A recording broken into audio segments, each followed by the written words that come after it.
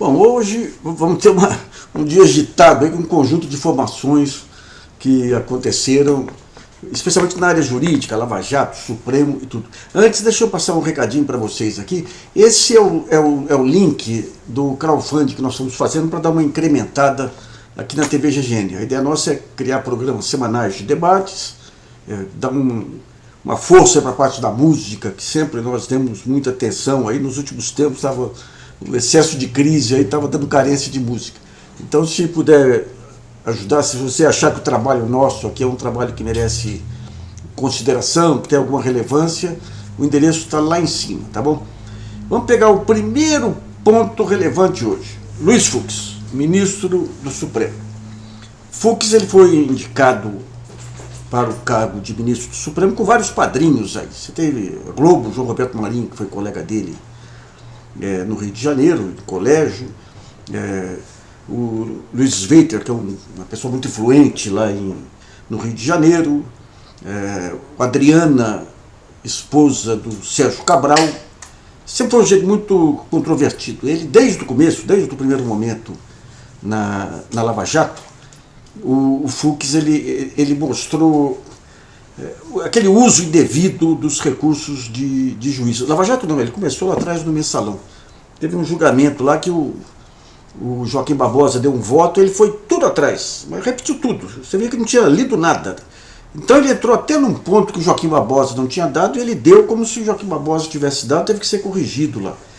Depois, no final do ano, tinha uma questão de royalty, o Congresso ia votar no Rio de Janeiro, ele foi lá e deu uma liminar que paralisava o Congresso se não votasse o caso dos royalties do Rio de Janeiro. E tem coisas, ele e o Barroso são os representantes maiores desse corporativismo do judiciário. Havia uma decisão do Supremo para acabar com algumas regalias do judiciário, ele guardou na gaveta. É uma coisa indecente, esse negócio de gaveta é antidemocrático, antirrepublicano, é indecente isso, ele fez isso. E agora ele pega o juiz de garantias, aprovado pelo Congresso, que o Toffoli tinha dado 6 meses de prazo aí para implantação, e o que ele faz? Põe na gaveta. Não, suspendeu tudo até que o Pleno do Supremo acolha. E veja bem, para quem acha que a democracia não está em risco, vai ser o próximo presidente do Supremo. E o Supremo tem uma tradição corporativista também. Tempos atrás eu ouvi não de um cara do Supremo, mas de um sujeito que faz parte da cúpula de judiciário e tudo, dizendo que havia um movimento no Supremo para não votar no Fux para presidente, quebrando uma escrita. Mas eu duvido. O Supremo está tão enfraquecido pela ação deletéria de Fux, de Barroso, Carmen Lúcia, que eu não sei se vai ter peito aí para impedir isso, que seria um abuso maior. Você vê, o Glenn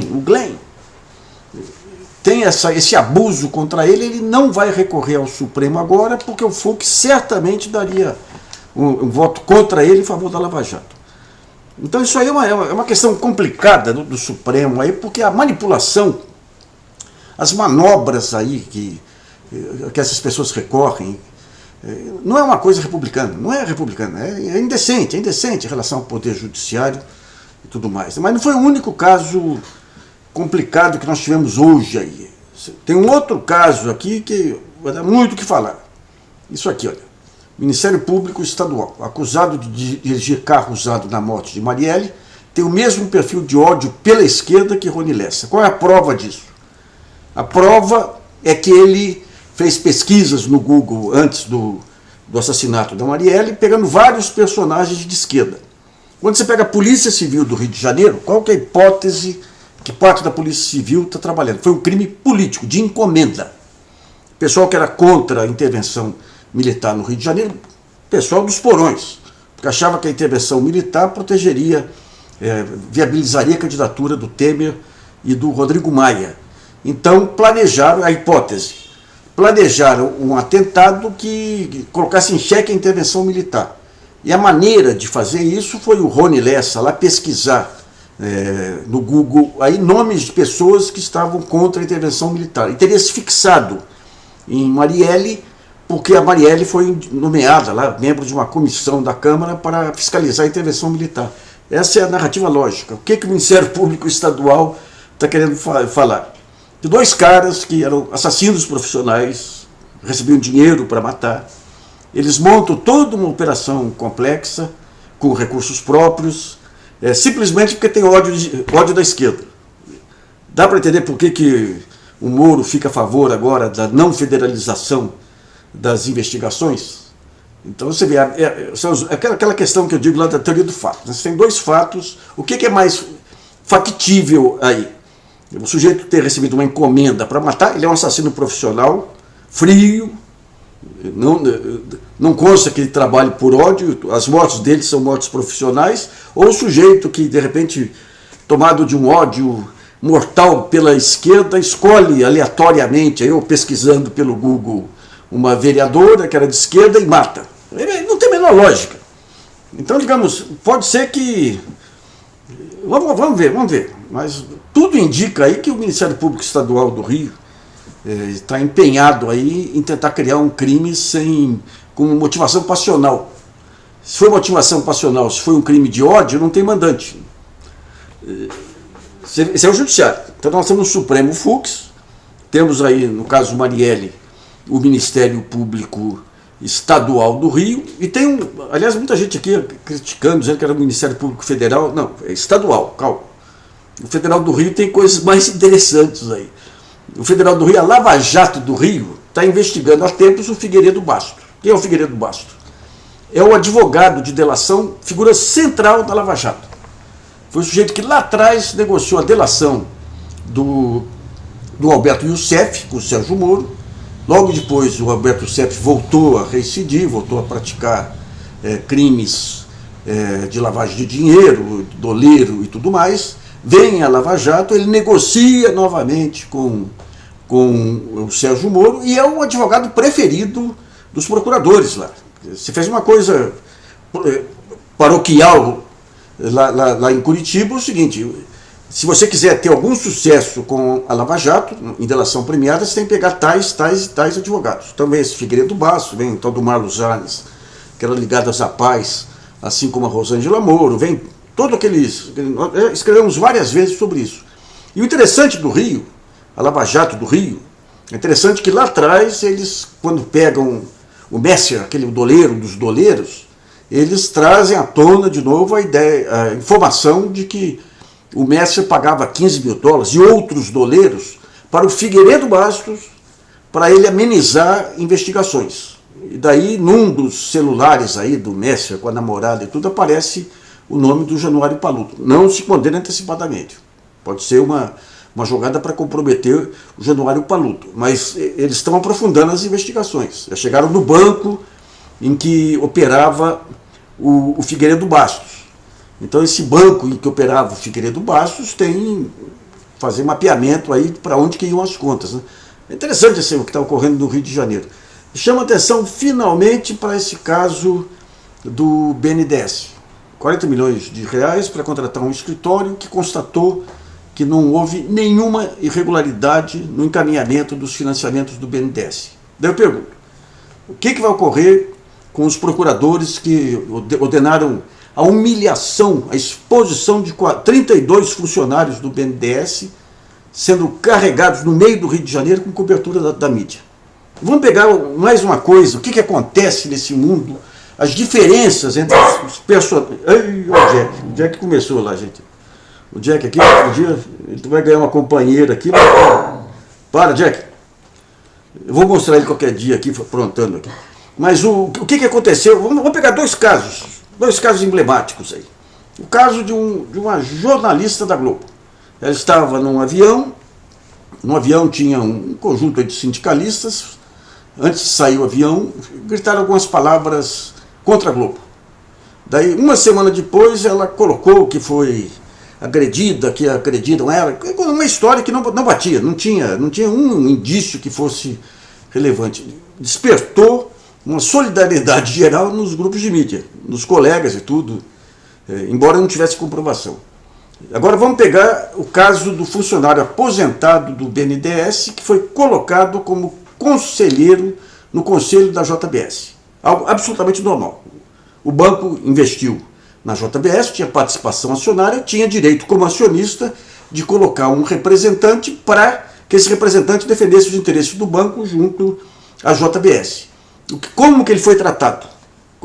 Nessa miscelânea miserável entre operações aí do Ministério Público e imprensa. Foi tratado como um agente da JBS e do BNDES. O sujeito aposentado, apicultor, criador de abelha. Vai o Fantástico e convida ele para uma matéria sobre criação de abelhas. Criação de abelhas. Mentiram para ele. Daí vão até ele, quando coloca a câmera nele, pergunta essa história da JBS, ele ser agente da JBS. Ele fica indignado, sai de costas para 40, 50 milhões de pessoas. E daí a câmera filma como se fosse um cara fugindo da cena do crime. Como é que fica esse pessoal? Vai ter indenização? Vai ter lei de abuso? Esse Wellington que abriu o processo aí, a denúncia contra o Glenn Greenwald aí. O que vai acontecer com ele aí? Hoje você tinha até um procurador bem moderado no Twitter, o que ele fala? Não, ele pega os aspectos formais. Você pode denunciar alguém que não foi investigado se aparecerem evidências. Tá, pode. Você pode, a imprensa, se o cara cometeu algum crime, ele pode ser processado. Tá, vamos pegar o mérito. Não entro na análise do mérito porque eu não estudei o caso. Então, digamos, você tem todo esse processo de deterioração da justiça que passa aí pelo... E você vê, esse é um procurador específico. No mundo inteiro hoje, New York Times, Washington Post, a imagem do Brasil colocada, aliás, como se fosse o governo do Brasil. Mas é evidente que quando você tem a sinalização lá de cima, você passa a liberar toda a selvageria de baixo. Essa selvageria que nós temos hoje aí de policiais militares para todo lado, espancamento para todo lado. Você vai pela internet, o cara em Brasília que vai um motoboy, para em frente ao prédio para entregar alguma coisa, ele vem com arma em cima do sujeito. Aqui em São Paulo pegaram um jovem negro, aqui 4, 5 policiais descendo o cacete. Daí entrevista o governador Dória lá em Davos, ele fala, não, nós precisamos dar um novo treinamento. Que treinamento? Isso aí tem que pôr na cadeia, isso é uma agressão. Então você tem todo esse processo do fascismo se ampliando na sociedade, e o que causa espécie aí são analistas, cientistas políticos fixando só em alguns pontos, sem ver a dinâmica. Não, o Supremo e o Congresso estão segurando aí a peteca dos abusos do Bolsonaro. Tá, e os abusos que passam? E os abusos que passam? E quando vem um Fux e atropela todo o procedimento do Supremo, engavetando um caso com uma intenção política explícita. E quando vem o Ministério Público Estadual do Rio lá e o porteiro que deu uma declaração contra o Bolsonaro, vai a Polícia Federal em cima dele para obrigá-lo a mudar a declaração. Você vê que é um quadro complicadíssimo. É por isso que em países civilizados, quando você começa a ter os primeiros passos de fascismo, tem que ter uma reação explícita. Aqui você não tem. E aqui você tem essa lógica maluca aí que não, vamos deixar mais um tempo por conta aí de aprovar as reformas e quando você pega as pesquisas aí os dados reais de economia e tudo, aquele horror, quando você pega e vai entrevistar um empresário e fala, não, tá o horror, mas ano que vem vai ser uma maravilha. Paulo Guedes lá em Davos. Não, o Brasil é o único país que está crescendo enquanto os outros estão caindo. Daí você fala, tá bom, mas quanto que o Brasil está crescendo? 1,2 esse ano.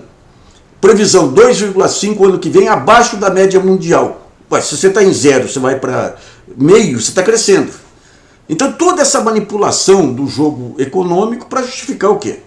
A cada dia que passa é um acirramento maior aí do avanço do estado de exceção. E quando você pega o Fantástico não, o Jornal Nacional ontem, a cobertura, fui ver a cobertura que deu para o caso, aí pega todas aquelas declarações do procurador, dá aquele destaque e apresenta como se fosse prova definitiva, uma conversa. E daí o procurador, no próprio na própria peça de acusação, ele fala, não, o Glenn foi muito cuidadoso, lembra a Lava Jato com o caso do Lula. Não está... O apartamento não está em nome do Lula porque está sendo lavado aí, porque está sendo escondido. É a prova que o Lula está escondendo o apartamento, o fato de a gente não encontrar nenhum indício de que ele está formalmente em nome dele. A mesma coisa o procurador. O fato do Glenn estar cauteloso aqui significa que ele estava se preparando para se defender de acusações futuras e não... Mas, meu Deus do céu, é um jogo muito complicado que ainda tem muita coisa para caminhar ainda até que se consiga conter o fascismo. Mas ele está em franca ascensão. Um abraço aí, pessoal.